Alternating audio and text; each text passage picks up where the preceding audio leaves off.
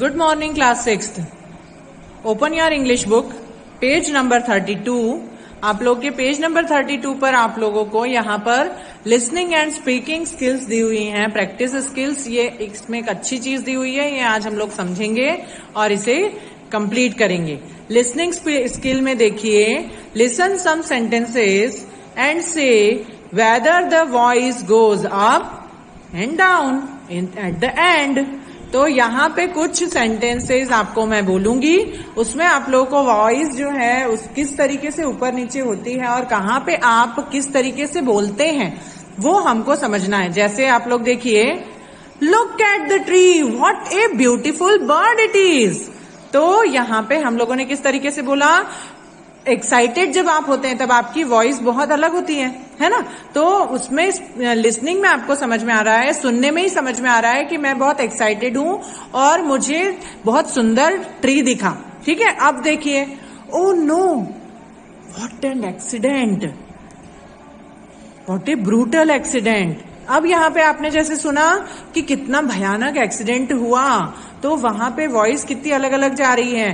तो जहां पे आपकी जो वॉइस है कहीं ऊपर जाती है, कहीं नीचे जाती है, कहीं किसी तरीके से चलती है, तो वॉइस के कारण भी आपको जो बोलने वाला उसकी फीलिंग है वो आपको समझ में आती है. तो ये हो गया listening skill.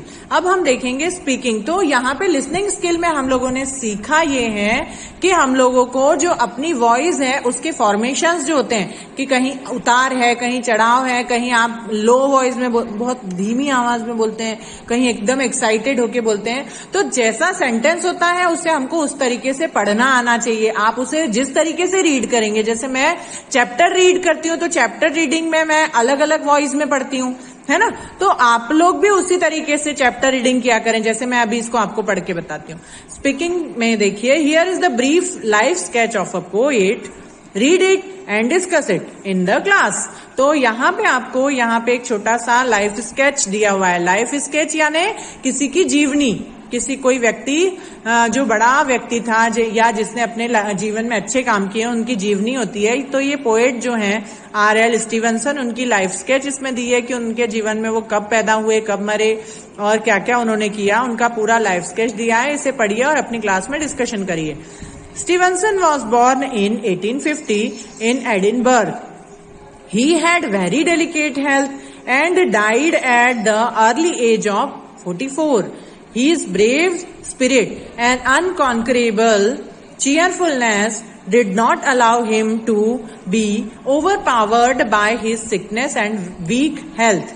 He was a great story writer, a great essayist, and a poet. He wrote many lovely poems on children. When he was completely confined to bed, he compiled all these poems in one volume under the heading A Child's Garden of Verses.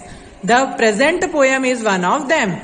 तो यहाँ पे आप लोगों ने देखा कि किस तरीके से उतार चढ़ाव हमारी वॉइस में आने चाहिए. तो यहाँ पे R.L. स्टीवनसन जो हैं वो 1815 एडिनबर्ग में बॉर्न हुए थे, पैदा हुए थे. वो उनकी जो हेल्थ थी, वो जब से पैदा हुए थे तभी से उनकी हेल्थ बहुत डेलिकेट थी, यानी नाजुक थी, और वो ओनली 44 की एज में बहुत ही जल्दी उनकी डेथ हो गई.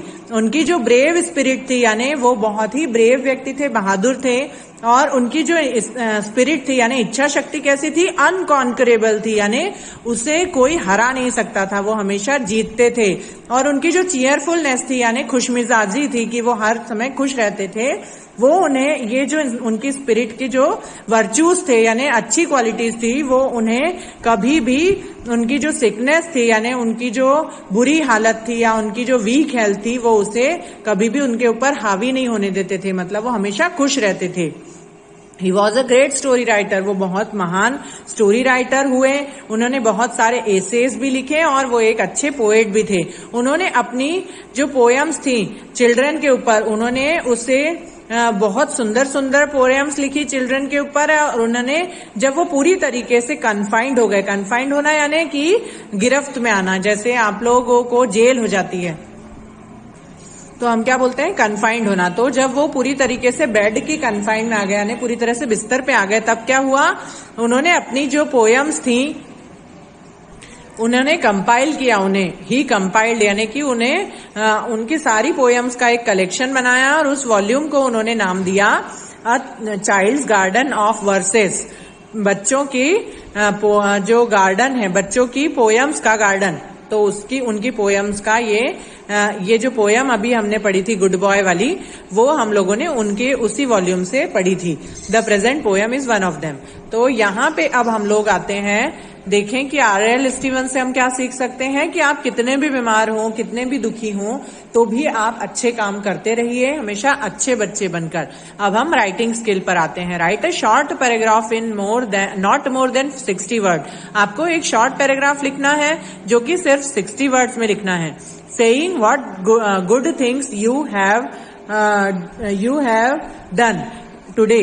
आज कौन सी अच्छी चीजें आपने की, उन्हें लिखना है। And then sit in a group of at least 4 good boys, और 4 गुड बॉयज के ग्रुप में आपको बैठना है। And discuss among yourselves what the actions which you will hate are. और ऐसी कौन सी चीजें हैं जो अच्छे बच्चे नहीं करते हैं, उन चीजों को डिस्कस करना है। तो हम लोगों को यहाँ पे डिस्कशन के द्वारा ये निकालना है कि कौन सी गुड हैबिट्स होती हैं और कौन सी बैड हैबिट्स होती हैं, और उसके ऊपर हमको यहाँ पे पैराग्राफ बनाना है गुड एंड बैड हैबिट्स के ऊपर, कि हमें क्या करना चाहिए और क्या नहीं करना चाहिए। तो पहले हम लोग गुड हैबिट्स लिखेंगे और डैश करके यहाँ पे आपको लिखना है 3 good habits and 3 bad habits. तो ये आप लोग का होमवर्क है जो आप लोग आज कंप्लीट करेंगे, और ये कंपलसरीली सबको करना है, वरना मैं टेस्ट में आपको फेल कर दूंगी। ओके, सभी लोगों को गुड हैबिट्स और बैड हैबिट्स के बारे में 60 वर्ड्स में लिख के पहुंचाना है। 3 good habits and 3 bad habits, और 60 वर्ड्स में लिखना है। यानी कि आप लोग एक काम कर सकते हैं, 5 गुड हैबिट्स और 5 बैड हैबिट्स लिखेंगे। ओके, अब हम लोग आते हैं लाइफ स्किल के ऊपर। Conduct a campaign with your neighbourhood that a child from every family should come and join the campaign. आप लोगों को एक कैंपेन बनाना है जिसमें आपके नेबरहुड यानी आपके पड़ोस में जितने भी बच्चे हैं उन सभी को लेकर के एक कैंपेन चलाना है। The campaign is to plant new trees. और कैंपेन क्या होगा, एक अभियान चलाना है। कैंपेन यानी अभियान चलाना होता है। तो आपको नए पौधे उगाना है। Look after the old ones, और जो पुराने पौधे हैं उनकी भी देखभाल करना है। And make your neighbourhood green neighbourhood, और अपने जो आस पड़ोस है उसका एटमॉस्फेयर हमें ग्रीन बनाना है। मतलब हमको अपने आसपास पौधे उगाना है और नेचर को बचाना है। तो ये हम सभी का काम है कि हम लोग नेचर की रक्षा करें, हमारे आसपास हरियाली हो। तो हम सभी को अपने बर्थडेज पे एक एक पौधा अवश्य लगाना चाहिए, और ये हमारा होमवर्क है। ओके, कि हम लोग अपने बर्थडेज पे एक एक पौधा लगाएंगे और उसकी देखभाल करके उसे बड़ा करेंगे। ओके, अब हम आते हैं नेक्स्ट लेसन पर, जो कि है नेक्स्ट पेज पर। देखिए, पेज नंबर 34 पर दिया हुआ है lesson number 6, Kalpana Chawla, a bright star. Kalpana Chawla जो कि एक अंतरिक्ष यात्री थी, और उन्होंने किस तरीके से साइंटिस्ट थी वो, और उन्होंने किस तरीके से नई नई चीजें मतलब इन्वेंट की, और किस तरीके से वो आगे आई दुनिया के सामने। वो ये इस एक चमकता हुआ सितारा थी वो, उनके बारे में हम इस लेसन में जानेंगे। और ये है कल्पना चावला। इनका पिक्चर देखिए ध्यान से। कल्पना चावला देखो स्पेस में वर्क करते हुए भी दिख रही हैं यहाँ। तो ये कल्पना चावला के बारे में लेसन है जिसे हम लोग को रीड करना है। Let's start the reading. It was 1 February 2003. Tagore Bal Shiksha Niketan secondary school in Karnal, a small town in Haryana, was preparing to welcome Kalpana to Earth after her second space journey. तो ये 1 फरवरी की सुबह थी 2003 में, जब टैगोर बाल निकेतन सेकेंडरी स्कूल के जो टीचर्स और बच्चे थे जो कि करनाल में हैं, और ये करनाल जो एक छोटा सा शहर है वो हरियाणा में है, वहां पे कल्पना चावला के वेलकम की तैयारी हो रही थी, जो कि पृथ्वी पर आ रही थी सेकेंड स्पेस जर्नी से। उनकी जो सेकेंड स्पेस जर्नी थी उससे वो वापस आ रही थी, और वो हरियाणा के करनाल स्कूल में पढ़ी हुई हैं, और जो कि करनाल में टैगोर बाल निकेतन सेकेंडरी स्कूल में वो पढ़ी, और वहां पे वो 1 फरवरी 2003 को आने वाली थी। Kalpana Chawla, the first Indian woman astronaut, had been a student of this school, known as Montu Didi, to the school children. She was coming back today after her 16 days mission in the space. कल्पना चावला जो थी वो first Indian women astronaut थी जिन्होंने as a student उन्हें बुलाया जाता था मोंटू दीदी के नाम से, जो कि उनके स्कूल के बच्चे उन्हें मोंटू दीदी के नाम से बुलाते थे। और वो अपने स्कूल में वापस आ रही थी 16 डेज के मिशन के बाद, है ना, after her 16 days mission in space में यानी अंतरिक्ष में वो 16 डेज तक रही और वो एक वुमेन एस्ट्रोनॉट थी जो कि भारतीय पहली वुमेन एस्ट्रोनॉट थी और वो अपने स्कूल वापस आ रही थी। She was one of the 7-member crew on board the US Space Shuttle Columbia. वो 7 मेंबर्स में से एक थी जो कि यूएस स्पेस शटल कोलंबिया से अंतरिक्ष में गई थी। The teachers and students had gathered in the school to celebrate her coming back. और वहां के जो टीचर्स और बच्चे हैं वो सभी लोग इकट्ठा हुए थे उनके कमिंग बैक यानी उनके स्कूल वापसी पे सभी लोग सेलिब्रेशन करने के लिए सभी लोग स्कूल में इकट्ठे हुए थे। They were eagerly waiting for the news of the touchdown of the spacecraft so that the celebration could begin. और वो उनके स्पेसक्राफ्ट का लैंडिंग का वेट कर रहे थे कि जैसे ही वो आएंगे वो अपनी स्कूल में सेलिब्रेट करेंगे। But providence had other plans, पर जो प्रोविडेंस था उसके दूसरे ही प्लान थे। Just 16 minutes before the Columbia was to land on Saturday morning, it disintegrated into flames over Texas in the US. पर जो प्रोविडेंस यानी भविष्य या फिर हम कहें उनके भाग्य को कुछ और ही मंजूर था, तो उनका जो स्पेस में से जो एयरक्राफ्ट आ रहा था वो जब 16 मिनट पहले कोलंबिया में लैंड होने से 16 मिनट पहले ही उसमें सैटरडे मॉर्निंग को आग लग गई और टेक्सास यूएसए में उनके जो अंतरिक्ष यान था उसमें आग लग गई। As the news came the whole school, the whole town and the whole country plunged into deep mourning. और जैसे ही ये खबर सब जगह पहुंची, मतलब जैसे ही आग लगी तो उनकी मृत्यु हो गई और वो उसी में जल के पूरी तरह से फिनिश हो गई। और ये जब न्यूज हमारे भारत पहुंची और हम उनके शहर पहुंची और उनके स्कूल पहुंची तो पूरा जो भारत था वो शोक में डूब गया था। मॉर्निंग, इसका क्या हम क्या पढ़ते हैं इसे मोर्निंग, तो सभी लोग मोर्निंग यानी कि शोक में डूब गए। Kalpana Chawla was born in Karnal in 1961। Kalpana Chawla जो थी वो कहाँ पैदा हुई थी? करनाल में 1961 में। She attended the Tagore Bal Niketan secondary school. She attended the Tagore Bal Niketan secondary school where she was a good student. वो टैगोर बाल निकेतन स्कूल में उन्होंने सेकेंडरी स्कूल में पढ़ी जो कि एक अच्छी स्टूडेंट थी। As a child Montu had a fascination for airplanes. और बचपन से ही उन्हें फैसिनेशन था यानी कि बहुत ज्यादा लगाव था। किससे लगाव था? एयरप्लेन्स से, मतलब कि एरोप्लेन्स जो उड़ते हैं उनसे वो बहुत प्यार करती थी। Her dreams of flying began at the age of 8 साल की उम्र में ही उन्होंने ये सपना संजो लिया था कि वो भी उड़ेंगी।